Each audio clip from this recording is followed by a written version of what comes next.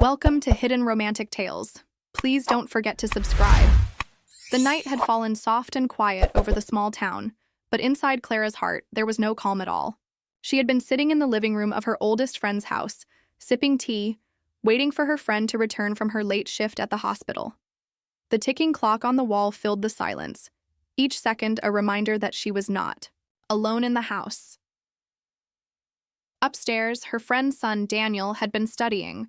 At least that was what he had said earlier. Clara tried not to think much about him. He was younger, bright-eyed, and full of that restless energy she had lost years ago. But she could not deny that lately, whenever she visited, she felt something different in the way he looked at her. She told herself it was only her imagination. After all, she had known him since he was a boy. But sometimes, when his gaze lingered a little too long, or when he found reasons to sit closer than necessary, Clara felt her chest tighten in ways she did not understand, or perhaps in ways she did not want to admit. The kettle whistled faintly, and Clara rose to pour herself more tea. That was when she heard it. Slow, careful footsteps coming down the stairs. She turned and saw Daniel standing there, one hand brushing his dark hair out of his eyes. "You're still awake?" she asked softly, her voice trying to sound casual. Nodded. "I couldn't sleep. I needed to talk to someone." Clara frowned, sensing a heaviness in his words. She gestured toward the sofa. "Sit. Tell me what's on your mind." Daniel hesitated before he joined her. The space between them felt charged, as though the air itself carried an unspoken weight. He leaned forward, elbows on his knees, staring at his hands. "There's something I've been keeping inside," he said finally, his voice low. "Something I should have told you long ago." Clara's heart skipped. She tried to smile, though it trembled at the corners. "Daniel, you're scaring me. What is it?" He lifted his eyes, and for the first time, Clara saw a storm behind them. It was not the look of a boy. It was the look of a man holding back emotions too strong to hide. "I've been pretending around you," he whispered. "Every time you come here, I act like it's nothing. But it isn't. I can't hide it anymore."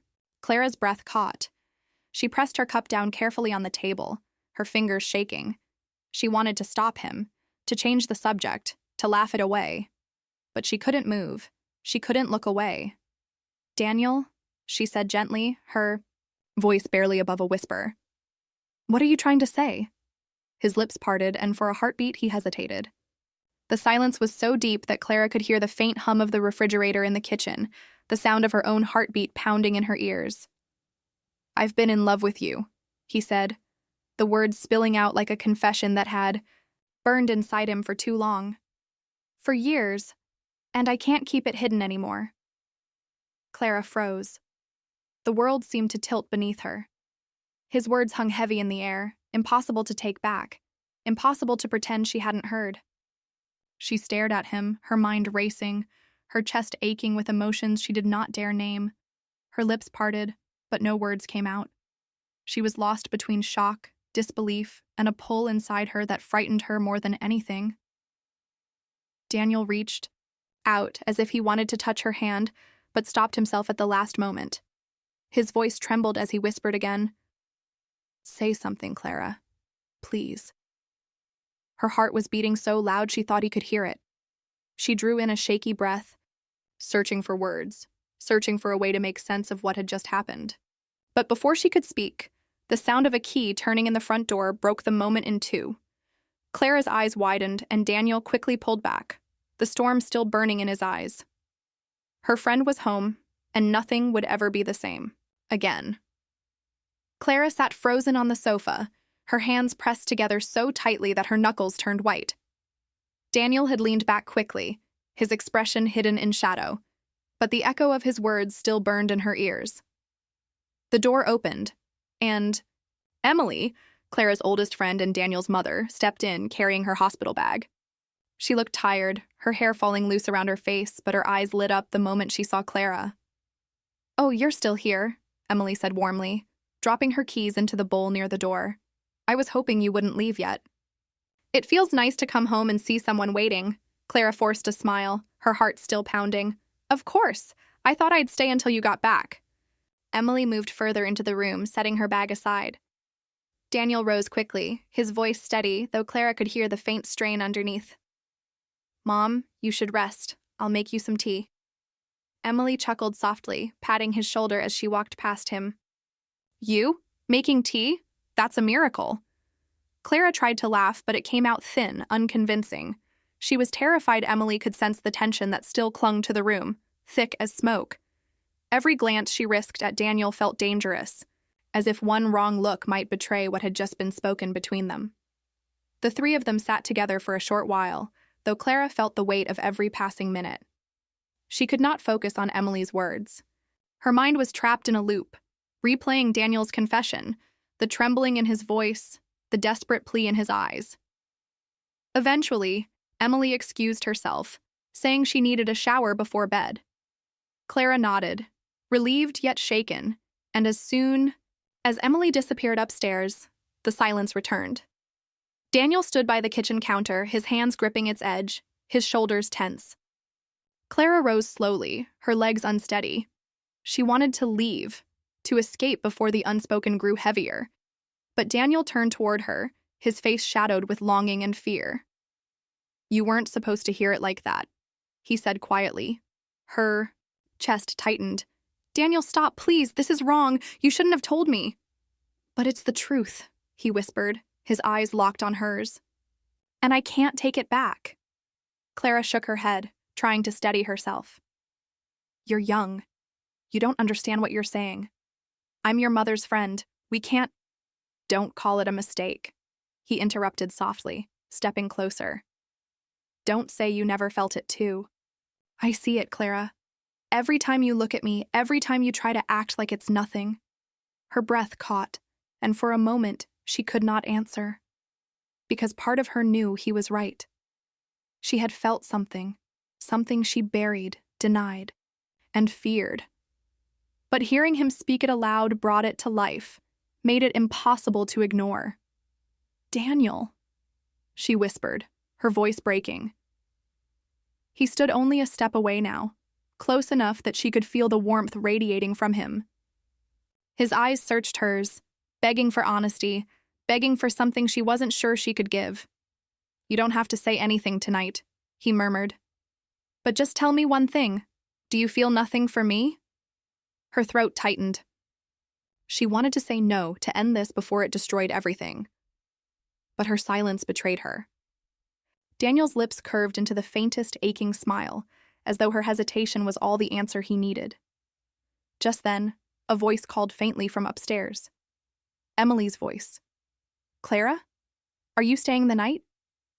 Clara's heart stopped. She hadn't realized how late it had become, how impossible it would be to leave without raising suspicion. Daniel's eyes locked onto hers again, filled with both fear and hope.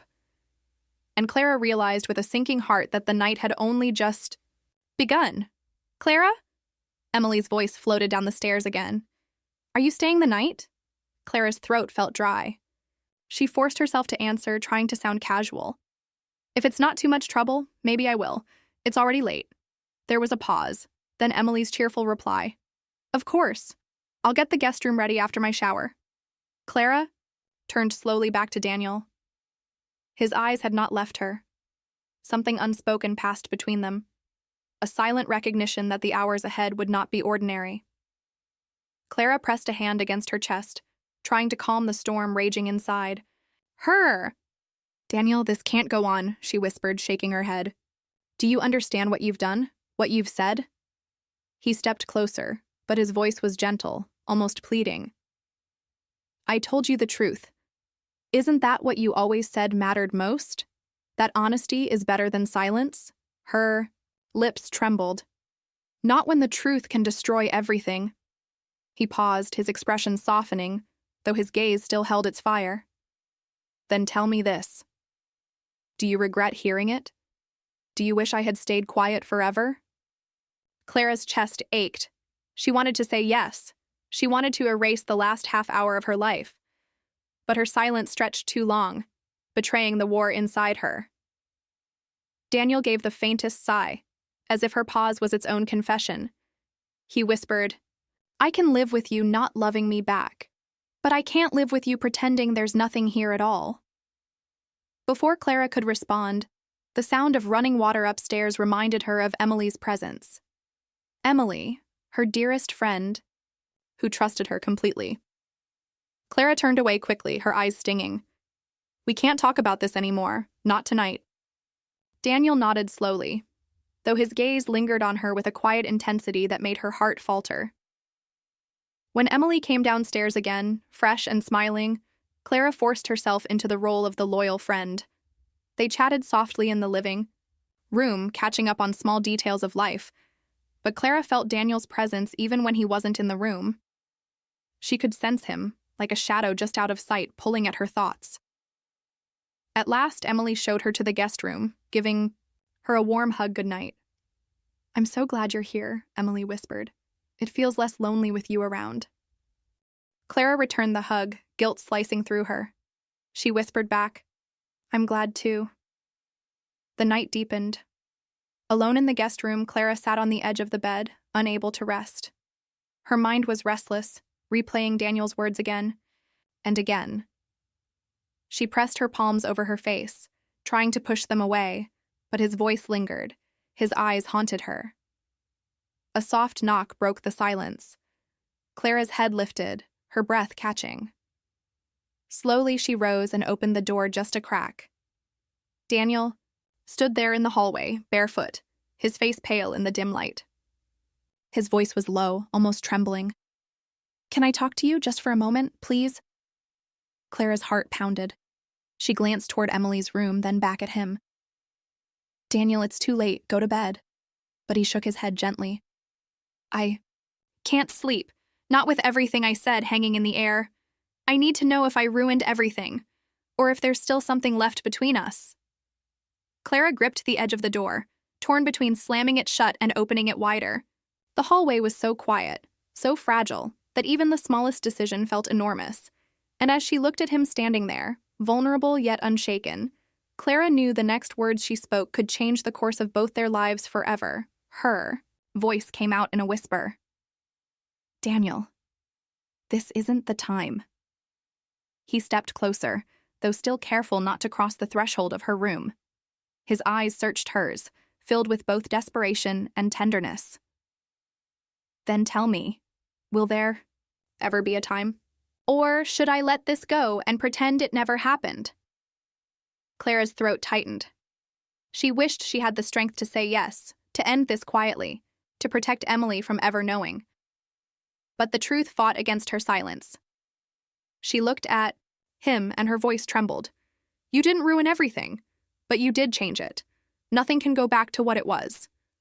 For a moment, Daniel just stood there, his breath shaky, as though her words had both relieved and broken him. Then, slowly, he whispered, "So you do feel it too?" Clara's lips parted, but no answer came. The pause between them was louder than words.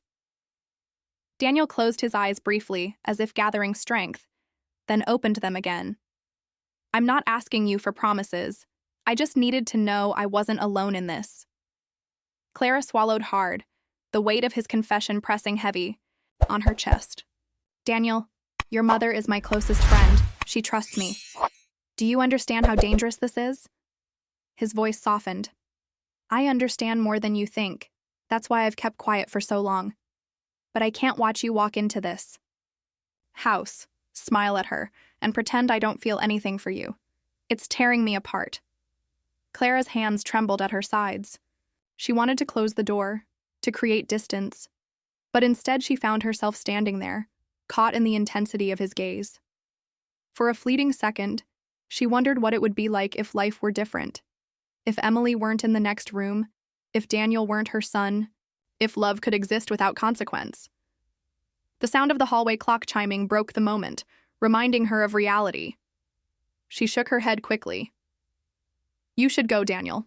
Please. Before we do something we can't take back." He hesitated, clearly battling the urge to stay.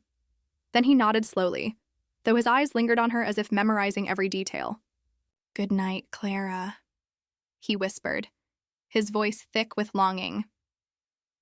Good night, she replied, though her heart twisted painfully as she closed the door. The room felt colder without him there. Clara sat back on the bed, pressing her palms against her chest as if to quiet the chaos inside her. She told herself that this was the end of it, that in the morning everything would return to normal, but deep down she knew the truth. Nothing would ever be the same. Hours passed, but sleep never came. And when dawn finally crept through the curtains, Clara rose with heavy eyes and a heavier heart. At breakfast, Emily was cheerful, chatting about her shift and asking about Clara's plans for the day. Daniel sat quietly at the table, avoiding Clara's gaze but never truly distant. Every silence between them was charged, every glance stolen when Emily wasn't looking. Clara forced herself to act natural, laughing at Emily's stories, helping with the dishes, pretending everything was normal. But her mind was restless, her heart unsteady. She could still feel the echo of Daniel's words from the night before, etched deep inside her. When it was finally time for Clara to leave, Emily hugged her tightly at the door. "Promise you'll come by again soon. You always make this house brighter." Clara nodded, swallowing down the guilt. "Of course, I'll visit." She stepped outside into the morning air, grateful for the fresh breeze against her skin. But just as she turned to walk to her car, she heard a voice behind her, quiet, low, meant only for her. "Clara, wait." She froze, turning slowly to see Daniel standing just beyond the doorway, his eyes steady on hers. Emily was nowhere in sight, and the look on his face told her that his confession had only been the beginning. Clara's breath caught as Daniel stepped onto the porch. The morning sun fell over him, softening the intensity in his eyes, but not enough to hide the truth burning there. He looked older in that moment, not the boy she had once watched grow up, but a man standing firmly in his feelings. "Daniel," she whispered, glancing back at the door. "Your mother?" "She's in the kitchen," he said quickly, his voice hushed. "I just need 1 minute, please." Clara hesitated, torn between the pull of his words and the weight of her conscience. "If anyone sees us—" "No one will," he promised. "Just listen." Her heart raced as he stepped closer, not too close, but near enough that she could feel the energy between them. "I couldn't let you leave without saying this," he continued, his voice low and steady. "Last night wasn't a mistake. I don't regret telling you, and I don't care how impossible this feels. I needed you to know that I mean every word." Clara shook her head, trying to stay grounded. "You don't understand, Daniel. It's not just about what we feel. It's about loyalty, friendship, trust. Your mother is—" "My mother has nothing to do with what's in my heart," he said firmly, though his tone remained tender. "This is about us, about what we can't ignore anymore." Her chest ached as she looked at him. "And what if I told you I want to ignore it? What if I told you I can't let myself feel this?" Daniel studied her carefully, his jaw tight, but his eyes softening. "Then I'll respect it. But don't lie to me, Clara. Don't tell me you feel nothing, because I've seen it in your eyes. Every time." His words pierced through her defenses. She wanted to deny them, to insist he was imagining things, but her lips refused to move. The silence between them was louder than any confession. Daniel exhaled shakily, his gaze never leaving hers. "One day you'll have to decide if fear is worth more than what's real." Clara felt her knees weaken. She whispered, "You're too young to understand the cost." "I'm old enough to understand what love is," he replied softly. For a moment, the world seemed to still around them. The chirping of birds, the faint hum of traffic, even the morning breeze felt suspended in time. Clara's heart screamed for distance, but her soul ached with the pull toward him. From inside, Emily's voice called out, light and unaware, "Daniel, can you bring in the mail before you go upstairs?" They both stiffened. The spell broke. Clara stepped back quickly, her breath unsteady. "I have to go," she whispered. Daniel's eyes lingered on her, full of words unsaid. Finally, he gave a small nod, though the ache in his expression told her he wasn't letting go, not truly. Clara turned, forcing herself toward her car. She gripped the steering wheel tightly once inside, staring straight ahead as tears pricked her eyes. She thought leaving would give her relief, but as she drove away, she realized the opposite was true. Distance didn't quiet the storm, it only made it louder. That night, Clara sat alone in her apartment, the silence pressing heavily around her. She tried to distract herself with books, with television, with anything that could drown out the memory of Daniel's eyes. But nothing worked. His voice lingered in her mind, every word etched deeper than she wanted to admit. Her phone buzzed on the table. She reached for it absent-mindedly, but when she saw the sender, her hand froze. It was a message from Daniel. Her chest tightened as she unlocked the screen and read the words that glowed in the dim light. "I meant everything I said, and I don't think I can stop fighting for you." Clara's breath trembled, and she set the phone down as if it burned her. But even as she tried to turn away, she knew the battle inside her heart was no longer one she could easily win. Clara sat in silence, staring at her phone. Daniel's words pulsed like a heartbeat on the screen. She wanted to reply, to tell him to stop, to end it here. But her fingers refused to move. Instead, she whispered into the quiet room, "Why did you have to say it?" The days that followed were restless. Clara tried to keep her routine, but every ordinary moment felt heavy. At work, her mind drifted. At night, she lay awake, replaying the sound of his voice. She stopped visiting Emily, afraid of what might happen if she saw him again. But Daniel did not stay silent. He sent her messages, never reckless, never careless, always careful to keep his words hidden from anyone but her. Simple things at first. "Are you okay?" Or, "I thought of you today." Clara ignored them at first. Yet each unread message weighed on her, a reminder that silence was not the same as freedom. And slowly, against her own will, she began to reply. Just short answers, polite and restrained. But Daniel always answered back, and soon, their conversation stretched late into the night. He made her laugh when she wanted to cry. He listened when she needed silence. And more than once, he told her the one thing she could not bring herself to say back: "I love you." Clara hated herself for how her heart warmed every time those words appeared on her screen. One evening, a week after that morning on the porch, Clara's phone buzzed again. Daniel's message was simple but urgent. "Need to see you, tonight." Her heart raced. She typed back quickly, "No, Daniel, we can't." But his reply came fast, steady, impossible to ignore. "I won't touch you. I won't ask for anything. I just need to see you, Clara. Please." Clara sat frozen, torn between fear and longing. At last, against all reason, she agreed. That night, under the cover of darkness, Daniel came to her apartment.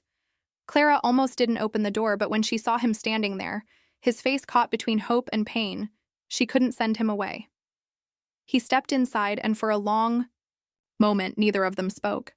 The silence was fragile, like glass that could shatter with the smallest word. Finally, Daniel broke it. "I don't want to hurt you," he whispered. "And I don't want to hurt my mother. But Clara, I can't keep living like this, pretending. It doesn't matter." Tears welled in her eyes. "Daniel, this will destroy everything, don't you see? If Emily ever finds out—" "She doesn't have to," he said quickly. "This doesn't have to be a story anyone else knows. It can be ours. Just ours." Clara's chest ached as she looked at him, seeing not just the boy she had once known, but the man he had become. And in that moment, all the walls she had built inside her crumbled. She whispered, broken, "I can't stop thinking about you either." Daniel's breath caught, and his eyes shone with something between relief and longing. He didn't reach. For her, he kept his word, but the space between them burned with everything unspoken. The night stretched on, filled with words they had kept hidden for too long. Clara knew the risks, knew the weight of what she was allowing into her heart. But she also knew that denying it hadn't made it disappear. It had only made it stronger. When dawn crept through her window, Daniel finally stood to leave. At the door, he paused, looking back at her with quiet certainty. This isn't the end, Clara. Whatever comes, I'll be here. And I'll wait, no matter how long it takes. She didn't answer. She couldn't. Her heart was too full of fear, too full of love, too full of everything she couldn't name. As the door closed behind him, Clara pressed her hand against her chest, whispering to herself the truth she could no longer deny, the war. Night her friend's son confessed what he had been hiding had not just changed her life, it had changed her forever.